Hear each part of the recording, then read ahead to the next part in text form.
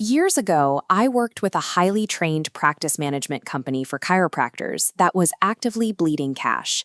Every single year, they dropped six figures to exhibit at the biggest conferences in the country.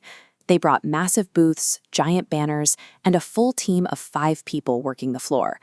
This chart shows the exact result they brought home: a massive column of generated leads sitting right next to $0 in actual signed business. Their expensive brochures ended up straight in the hotel trash cans. Their careful sales pitches were constantly derailed by whoever was manning the booth right next door. They had successfully built a highly efficient, incredibly expensive lead generation machine that was completely incapable of producing revenue, all because of the environment it was running in. The exhibit hall is an open market.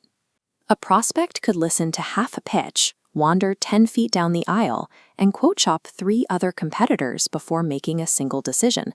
The exact moment a buyer can casually glance at another option, price immediately enters the conversation.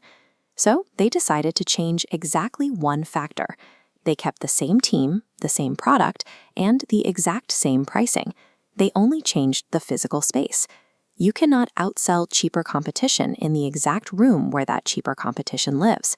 They rented a private suite upstairs for the entire duration of the show, located as closely to the hotel elevators as possible. The booth on the floor was no longer used for selling. Its only purpose was to identify qualified targets and instantly disqualify everyone else. Once the team spotted a serious lead, a coordinator would physically take them by the arm, escort them off the chaotic exhibit floor, into the elevator, and up to the isolated suite. Look at this line graph tracking results. By pulling the prospect out on the moise and pitching behind closed doors, revenue instantly spikes from $0 to over $200,000. Economics calls this strategy selling in a vacuum, or creating the no comparison zone. By removing the buyer from the clutter, the pitch was delivered in a space where their reaction to price was entirely uncoupled from the market. This physical separation scales down to retail, too. Luxury brands like RH and Audrey Rhodes mail out incredibly heavy, coffee table-size catalogs directly to consumers. Inside these massive books, the numbers induce immediate sticker shock. You'll find a basic throw pillow priced at $150, or a simple friendship bracelet listed at $4,000. If a buyer encountered those exact same items on Amazon, or at a bustling mall counter with 3 competitors diagonally across the aisle, they would immediately pull out their phones and cross-shop for a better quote.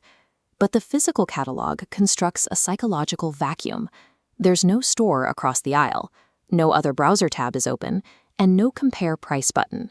When a buyer is left completely alone with a product in an isolated format, direct price comparison simply becomes mathematically impossible. Dr. Martin, a healthcare provider with fees sitting far above the local market rate, needed a way to eliminate that sticker shock without ever lowering his prices. He initiated a complete environmental overhaul. He redesigned his entire waiting room to look like a boutique hotel foyer, adding a grand piano, fresh-baked cookies, and fancy label bottled water. Every detail was precisely calibrated to force the prospect to realize this experience was not going to be cheap. It immediately stripped away any mental comparisons to a standard budget clinic. By the time he finally brought up his actual fees, the physical environment itself had already answered the buyer's cost objections. The ultimate multi-billion-dollar manifestation of this concept operates on a massive scale down in Florida, Disney World. This chart visualizes a bizarre behavioral anomaly. Roughly 80% of families who visit the parks blow past their agreed-upon budget. Yet, when surveyed afterward, the overwhelming majority remain completely happy about it. This suspension of logic happens because nobody standing inside the Magic Kingdom looks at a $30 plastic sword and suggests packing up the family to go find a cheaper alternative. No parent stops to check if they can get a better deal at Toys R Us. This specific kind of financial suspension requires total, impenetrable aesthetic isolation from the outside world. Disney had to deliberately construct this sealed ecosystem from a literal swamp. It did not happen naturally. When an environment is perfectly sealed off from the outside market, price simply stops being a conversation entirely. The immediate response to this is always the same.